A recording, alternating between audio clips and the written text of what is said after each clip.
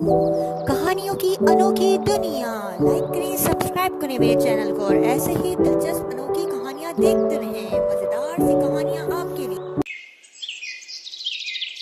आज तो big boss का फिनाले है, मुझे तो बेसब्री से इंतजार है उसका। नहीं नहीं नहीं नहीं, आज मेरे सीरियल का बड़ा ही तगड़ा एपिसोड आने वाला है, मैं तो वो देखूंगी। नहीं, आज इंडिया पाकिस्तान का मैच है, मैं वो देखूंगी। नहीं, आज मेरी फेवरेट मूवी आने वाली है, मैं तो वही देखूंगी। उन चारों में टीवी को देखने को लेकर जंग छिड़ गई और उनकी आवाज सुनकर उनकी सास सरला वहां आ गई।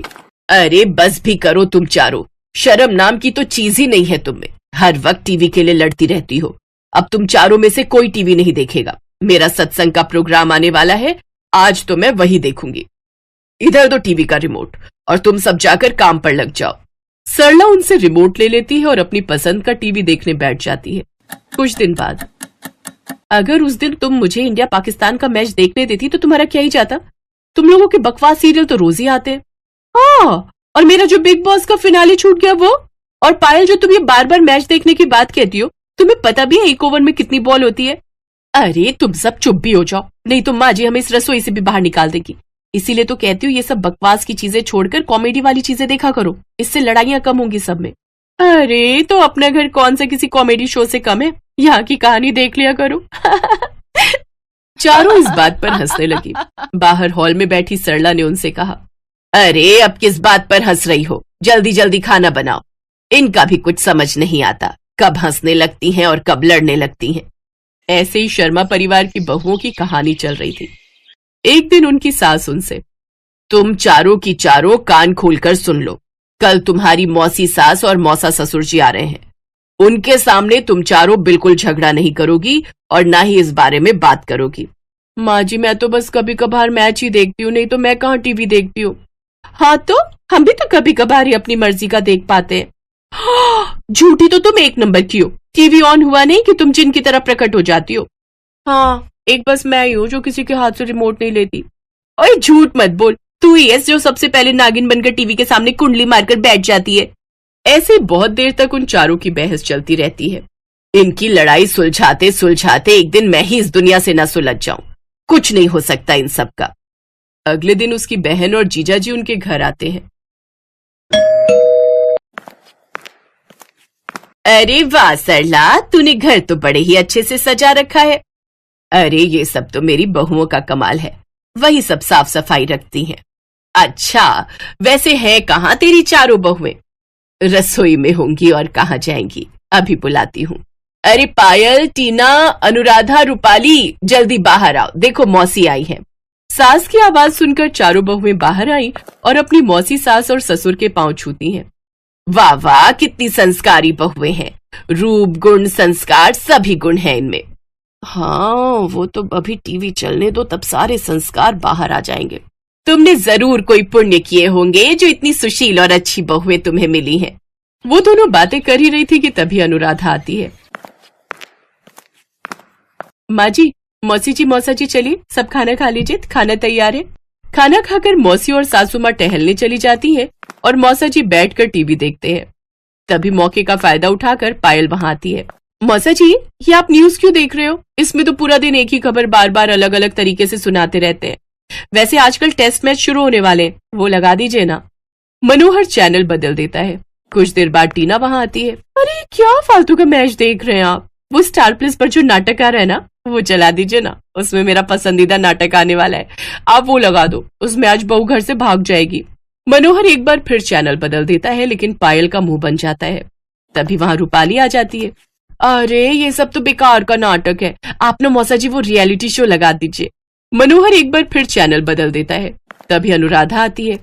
मौसा जी, आज वो फिल्म आने वाली थी सलमान की, वो लगा दीजिए ना। मनोहर एक बार फिर चैनल बदलता है। मौसा जी ये सब छोड़िए और आप मेरा सीरियल चला दीजिए ना। नहीं मैच, नहीं रियलिटी शो, नहीं फिल्म। इस तरह से उन चारों में फिर से लड़ाई शुरू हो जाती है।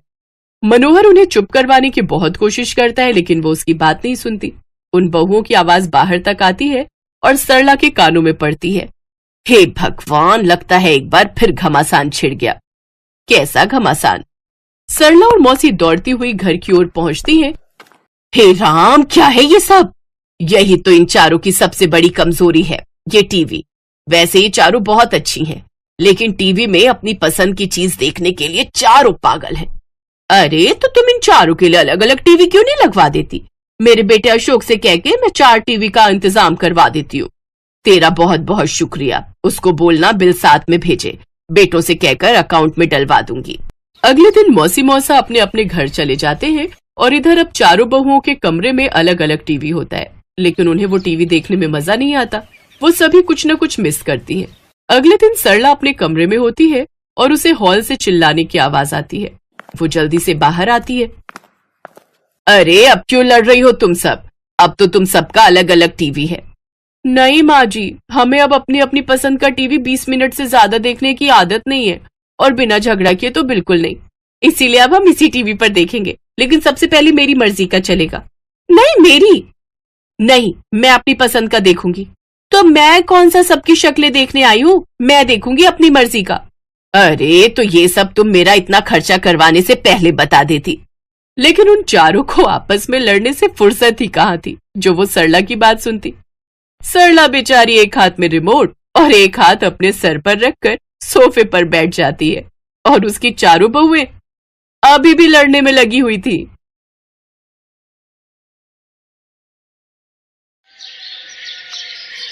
गायत्री देवी के 4 बेटे और 4 बहुएं थीं।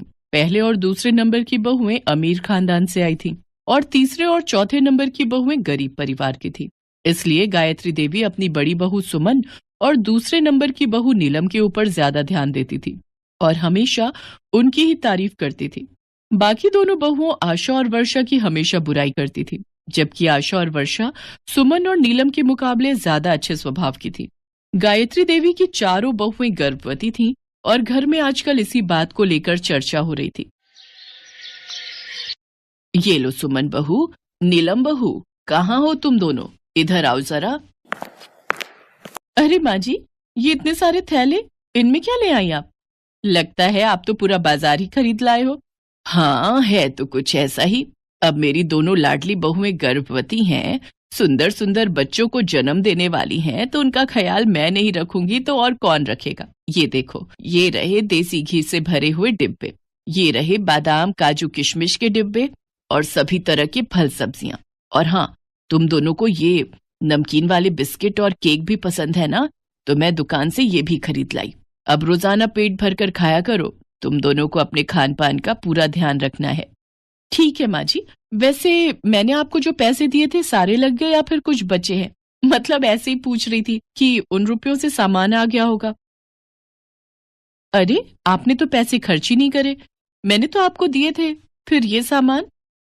ऐसी सास थोड़ी हूँ जो अपनी बहू के पैसे खर्च करवा दूंगी। भले ही तुम अमीर घर से आई हो, पर यहाँ भी मैं तुम्हें किसी चीज की कोई कमी नहीं होने दूंगी। ये पैसे मैंने अपने पास से लिए हैं। वो तुम्हारे ससुर जी की पेंशन आती है ना हर महीने, तो मेरे पास ऐसे ही रखी रहती है। कभी पैसे खर्च करने का मौका ही नहीं मिला, अब मिल रहा है तो भला पीछे कैसे रह सकती हूँ। सचमुच हमारी सासू माँ कितनी अच्छी है ना जेठानी जी। आशा, ओ आशा, वर्षा, कहाँ हो तुम दोनों? कब से बैठी हूँ, एक गिलास पानी का भी नहीं पूछा। पहले ठंडा पानी पिलाओ, फिर उसके बाद हम तीनों के लिए गरम गरम चाय बना देना। माँ जी ये पानी ले लीजिए, चाय वर्षा ला रही है। हाँ ठीक है, अब जाओ, सर पर ही खड़ी रहोगी क्या? माँ जी ये चाय ले लीजिए। कितनी बार कहा है दूध में पत्ती लगाया करो। मेरी दोनों बहुओं को ताकत की चीजों की बहुत जरूरत है, और तुम ये पतली पानी वाली चाय ले आती हो। माँ जी मैंने दूध में ही पत्ती लगाई है। माँ जी शाम के खाने के लिए क्या बनाना है एक बार बता देते। माँ जी आज मेरा ना कढ़ी चावल खाने का बहुत मन है, और मुझे तो पनीर की भुर्जी खानी है माँ जी।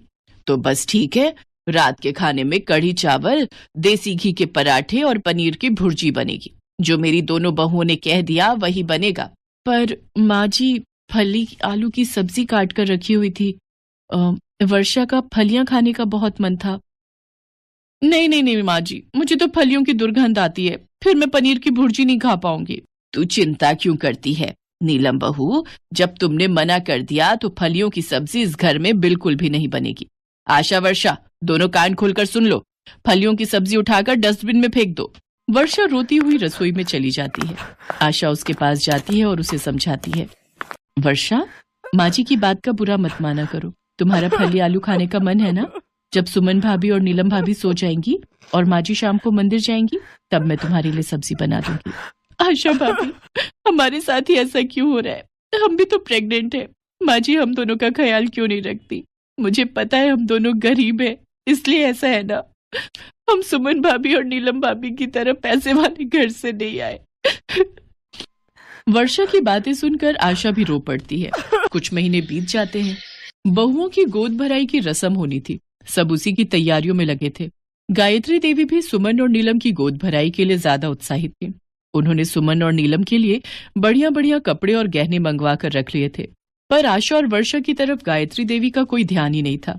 सब लोग बैंक्वेट हॉल में फंक्शन के लिए जाने की तैयारी कर रहे थे। तभी सुमन और नीलम गायत्री के पास आती हैं। बोलो ना भाभी, पहले आप बोलो। क्या हुआ सुमन बहू, बोलो क्या है, बोलो क्या कहना है। वैसे जल्दी चलो, फंक्शन के लिए देर हो रही है। सभी रिश्तेदार और मेहमान आ गए होंगे। माँ जी, वो मैं कह रही थी कि इस फंक्शन में आप ना ही जाओ तो हमारे लिए और हमारे आने वाले बच्चे के लिए शुभ रहेगा। वो मेरी मम्मी कह रही थी कि एक विधवा का साया एक गर्भवती सुहागन पर पड़ना अच्छा नहीं होता। माँ जी, ये हमारे भले के लिए है। आप एक विधवा हो और आपका साया हमारे और हमारे आने वाले बच्चों पर पड़ा तो ये शुभ नहीं होगा। इसलिए आप इस फंक्शन में ना ही जाओ तो बेहतर है। आप आज हम दोनों से दूर ही रहना। हम नहीं चाहते कि हमारे आने वाले बच्चे की जान को खतरा हो। सुमन और नीलम की बातों को सुनकर गायत्री देवी को एक धक्का सा लगता है और उनकी आंखों में से आंसू बहने लगते हैं। वो हिम्मत बांधते हुए दोनों को सिर हिलाकर मना कर देती हैं। चलो नीलम, माँ जी हमारी बात को समझ गई हैं। अरे वो बहुत समझदार है। सुमन और नीलम फंक्शन में चली जाती हैं, पर कुछ देर बाद वो देखती हैं कि गायत्री देवी फंक्शन में आ गई हैं। माँ जी, हम आपको मना करके आए थे ना कि आप फंक्शन में मत आना। आपने फिर ऐसी बच्चों वाली हरकत की कि आप नहीं चाहती कि हम और हमारा बच्चा सुरक्षित रहे। तभी आशा और वर्षा आ जाती हैं। सुमन भाभी, नीलम भाभी, माँ जी को हम लाए हैं। माँ जी हमें और हमारे आने वाले बच्चों को आशीर्वाद देंगी। हाँ भाभी, माँ जी का आशीर्वाद हमारे लिए भगवान के आशीर्वाद के समान है। वो भी तो माँ है, उन्होंने भी तो बच्चों को जन्म दिया है। वो भी हमारे होने वाले बच्चों की दादी बनेंगी, इसलिए हमें आशीर्वाद देने का सबसे पहला अधिकार माँ जी का है। चलिए माँ जी, हम दोनों बहुओं को अपना आशीर्वाद दीजिए। हमारी गोद भराई की रस्म आपसे ही शुरू होगी। मुझे माफ कर दो आशा बहू, वर्षा बहू। मैंने हमेशा तुम दोनों के साथ कितना बुरा व्यवहार किया। आज तुम दोनों ने मेरा कितना सम्मान किया है। सुमन और नीलम के लिए मैंने कितना कुछ किया, पर उन्होंने मुझे इस अच्छाई का क्या सिला दिया। भले ही वो अमीर घर से आई है, पर उनका दिल कहते कहते गायत्री देवी फूट फूट कर रो पड़ती है। माँ जी चुप हो जाइए, अब रोना नहीं। चलिए हम सब मिलकर फंक्शन में एंजॉय करेंगे। गायत्री देवी आशा और वर्षा को अपने गले से लगा लेती हैं। उस दिन से गायत्री देवी आशा और वर्षा को बहुत प्यार करने लगी। वो चारों बहुओं में बराबर ही समानता रखती थी। जिसके हिस्से का काम है उसी को करना है। ये नहीं कि सुमन और नीलम अमीर हैं तो उन पर ज्यादा ध्यान दें, ऐसा कुछ नहीं था। आगे भी चारों बहुओं और चारों बहुओं के बच्चों में भी गायत्री देवी ने समानता रखी। ये देखकर आशा और वर्षा बहु खुश थी।